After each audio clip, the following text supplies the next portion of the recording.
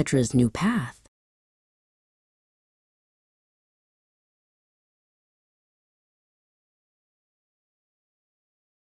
Petra used to be an office manager in the noisy city.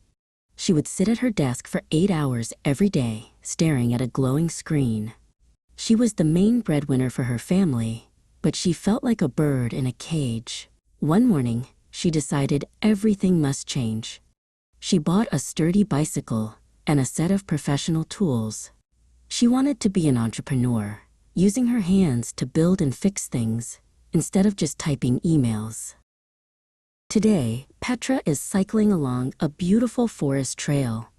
However, being her own boss means she is always busy with life admin. She stops her bike to check her schedule on her phone.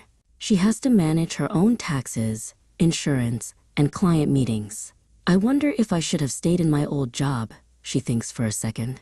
But then she looks at her calloused, strong hands and smiles. She is manually skillful, and she knows she is exactly where she needs to be.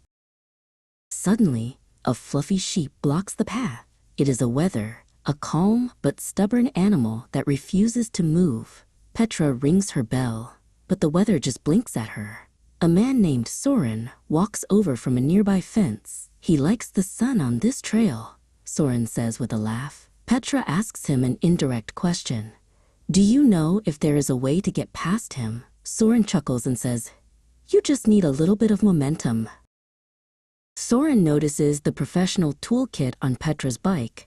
Are you a builder? He asks. Petra explains her new entrepreneurial journey. She is wearing a new heavy-duty leather work vest. That vest fits you perfectly, Soren observes, noting the size. And honestly, the whole look suits you. You look like someone who can fix anything. Petra blushes, happy that her new career identity is visible to others. Soren tells her about a broken gate further down the path. If you hit the latch at ramming speed, it might open, but it's better to fix it, he says. He teaches her a little rhyme he uses for his sheep. Rammy rams, bump. Jump over the hedge with a thumpy thump. Petra laughs and repeats the rhyme as she pedals away. She feels a burst of energy and decides she will fix that gate for him. When Petra reaches the gate, she sees the problem. It is an automatic gate with a loose wire. As she reaches out to grab the wire, she gets a small electric shock. Ouch, she cries out. She should have checked the power first.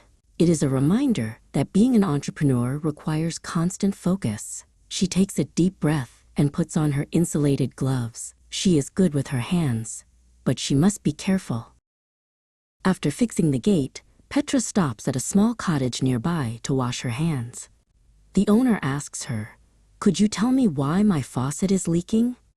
Petra takes a look and realizes it is a simple fix. She uses her wrench to tighten the valve. Do you think it will hold?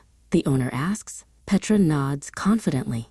It should work perfectly now, she replies. She realizes that her skills are needed everywhere. By the end of the day, Petra meets Soren again at a local cafe. She feels totally wiped after the physical labor and the long ride. The first month is the hardest, Soren tells her. It's a bit of a culture shock, moving from an office to the outdoors, isn't it? Petra agrees. She used to feel tired from boredom, but now she feels tired from hard, meaningful work.